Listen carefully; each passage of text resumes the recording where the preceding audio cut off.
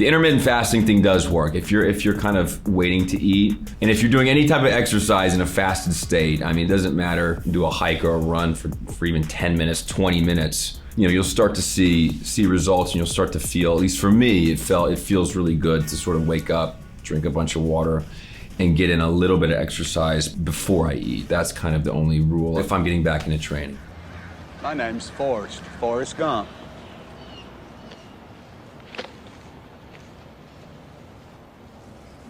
Do you want a chocolate? I could eat about 1.5 million of these. My mom always said life was like a box of chocolates. You never know what you're gonna get.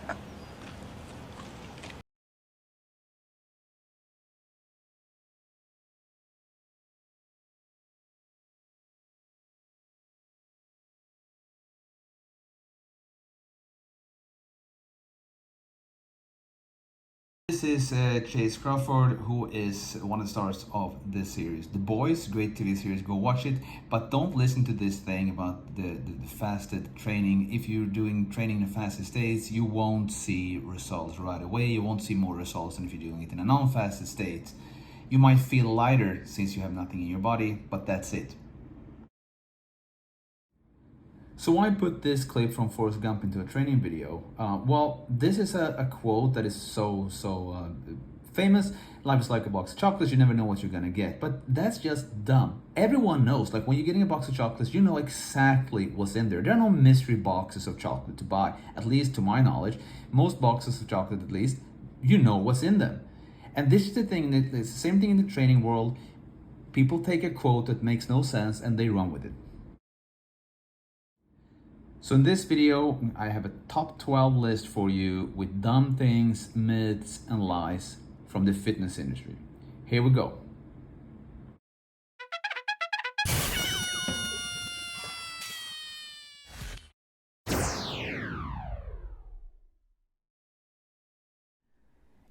You might think that this is something that, myth that should be busted in the 90s, but no, I get this question a lot of personal trainers get this question.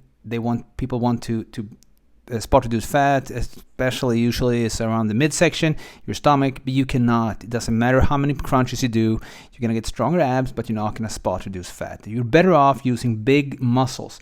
The bigger muscles you use, the more fat you're gonna burn. But you're gonna burn, so they'll do squats, for instance, but you're going to burn it all over your body. And everyone has different genetics, so you burn where you burn. You cannot spot reduce fat.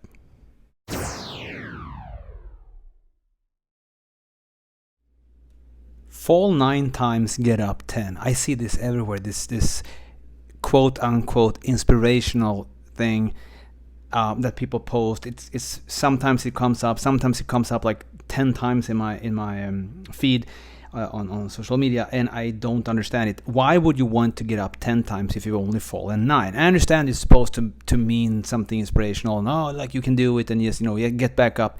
But why would you fall down 9 times and get up 10? You should fall down 9 times and get up 9. What is that 10th time? I don't understand it. This is just stupid.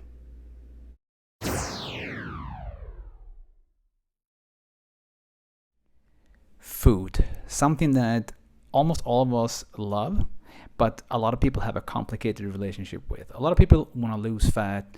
They are eating too much and they don't know how to go about this. So there is this thing called 5-2 fasting, and there's a belief almost like there's a magic to 5-2 fasting. Like if when you're in the fasted state, you're burning so many more calories and a lot of these things. But let me tell you how 5-2 fasting works. First of all, 5-2 fasting is just that you eat normal for 5 days and you eat a lot less for 2 days. That's why it's called 5-2. 7 days in a week, 5 you eat normal, 2 you eat a lot less. Now, let's say that your weight stable and you're eating 2,000 calories per day. That means in a week, 2,000 times 7, you eat 14,000 calories in a week. If you do 5-2, let's say that you eat a little more for 5 days. So you eat 2,200 calories per day. You up it a little bit. So for 5 days per week, you consume 2,200 calories, which will amount to 11,000 calories obviously, in a week. But then you have the 2 fasting days, which are not completely fasting. It's not like you're just drinking water and coffee or something like this. No, you get a little bit of calories. So you're eating 500 calories on Saturday and 500 on Sunday. So 11,000 plus 500 plus 500 equals 12,000 calories in a week. So before you were eating 14,000 calories per week times 52 weeks in a year, right? That comes to 728,000 calories. Now with 12,000 calories per week times 52 weeks in a year, you're eating 624,000 calories. This means that 728,000 calories minus 624,000 calories, it comes to 104,000. So you're eating 104,000 calories less with the 5-2 fasting. Now 1 kilo of body fat is about 7,000 calories. So if you're eating 104,000 calories less and you divide that by 7,000, that means approximately 15 kilos that you're going to lose in weight in a year. So if you like the system of the 5-2 fasting, why don't do it? Just go for it. But just know there is no magic in the 2 days you're fasting. It's just that you're getting less calories in the year, in the week, and in the year, months, and in the year. And when you get less calories, you're going to lose weight. You're going to lose about 15 kilos, as in this example, in a year, and you're going to feel a lot better. So if it works for you, go for it. But there is no magic in the fasting. It's the number of calories you're consuming.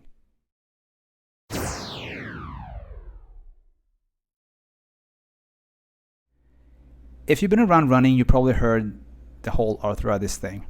That you get arthritis in your knees if you run. Not just run too much, but you get arthritis just from running.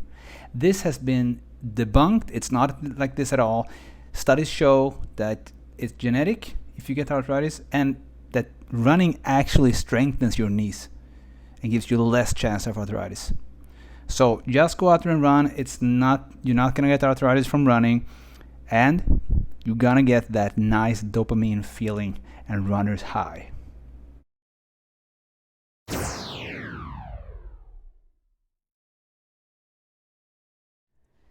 You might have heard that if you eat fat, you burn fat. That's something that mostly comes from, you guessed it, low carb, high fat paleo people. Now, this is not true. If you're doing sports, for instance, if you're running fast, you're going to burn more carbs. If you're running slower, you're going to burn more fat. So what you should do is go out and do your fat burning by doing a slow run. Don't think that you're going to burn more fat because you eat more fat. That's just not true.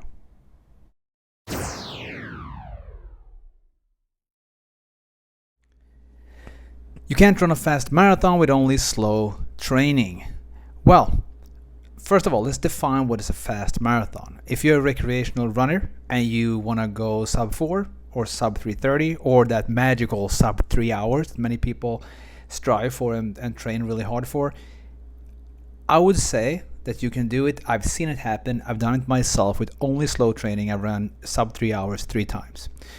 And the thing with this is you have to get a lot of consistency in. You have to run a lot and you have to build a lot of kilometers. But it can be done. But just know that different people absorb the slow training differently, the LSD. And I'm not talking about the drug. I'm talking about long, slow distance. So just get your kilometers in there and run a lot. And if you run a lot, you can also get through those times. But if you feel like you've reached a plateau and you've been at the same spot for a long time, maybe you have to add some fast stuff, but it's definitely doable to get a lot better with only slow training.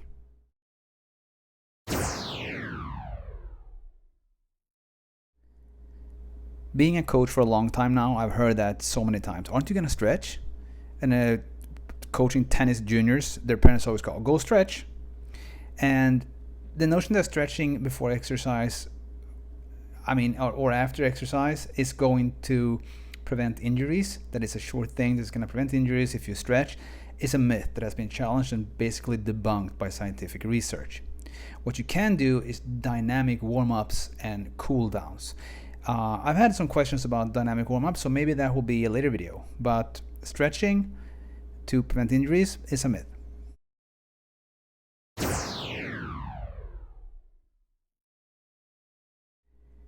big guys at the gym aren't nice. Well, I didn't mean big guys like this, or at least the people that say this, they don't mean guys like this.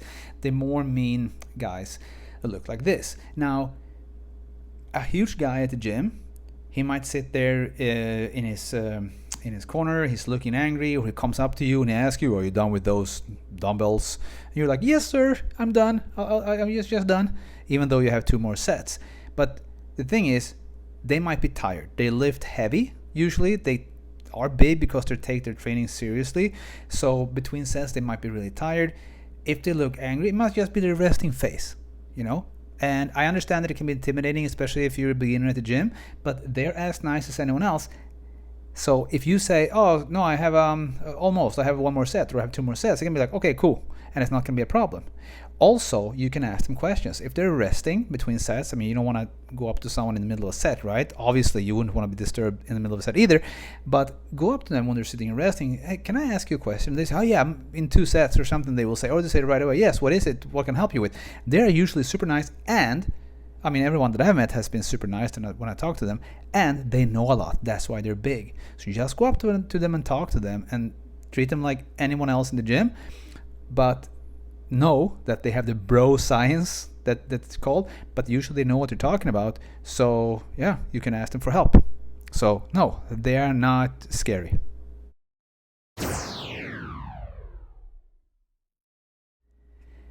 The best training is the one you do. The fitness community has fallen in love with this one, and it comes up now and then, all too often in my feed. They fall in love with this, the best training is the one you do, and that's not true, because then why would I go run for an hour, do steady intervals? So why would I go an hour to the gym when I can do 2 push-ups? That's also training, right? Or 1 push-up. That's also training, and the best training is the one you do. So let's do 1 push-up. No, this is just dumb. It makes no sense at all. That's why it's here on spot number 4.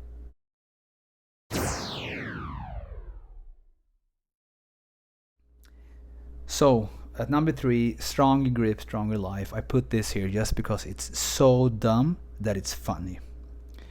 So what happened was there's been some studies they have tested people physically and then in different things, and then they're supposed to be able to see how long you can live. And so one of the things there was they tested how strong your grip was. So some people tested had to grip something really, really hard as they could. And there was a strong correlation to how strong your grip was and how long you were going to live. But this was just one of the tests. And people actually thought, and this is where the dumb part comes in, a lot of people thought that, okay, I'm going to just train my grip and then I will live longer. Yes, they actually thought so. That's why and obviously that's not true. So that's why this made number 3. Stronger grip, stronger life.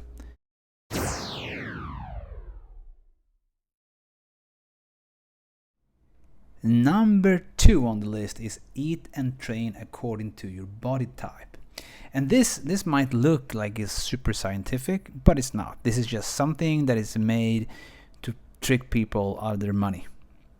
So you're supposed to choose your body type, as it says here, to estimate your extra calories, for instance. So you can see like an ectomorph has long, lean, and thinner structure, low body fat and muscle, mesomorph, athletic, medium-sized frame, even distribution of fat and muscle, easy to gain and lose. Endomorph, heavier and round frame, gains fat fast, slow to lose fast, slow metabolism. All these things are just BS. It's bullshit that is made up to just make money off of you. So don't listen to this. Do your training. The same training principles go for everyone. And yes, it might be a little bit different what works better for you in terms of eating, your nutrition, but that's not because you're an ectomorph, a mesomorph, an endomorph. That's just because everyone is a little bit different. So don't listen to this. Don't let them take your money. Try out what food works best for you. Don't overeat. Don't eat too many calories. Eat a lot of protein if you're training, and that's it.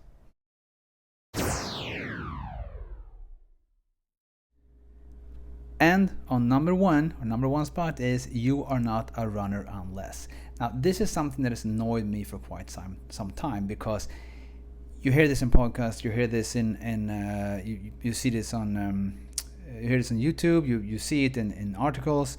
I saw it first coming up a lot in Sweden in podcasts, and I've heard it in international podcasts, and I'm sick of it. The people say, "Oh, I heard that, someone said that if you're not a runner unless you run sub 4 per kilometer, or unless you run sub this in a marathon, or this for 10K or whatever." But I want to tell you, that's just nonsense. You are a runner.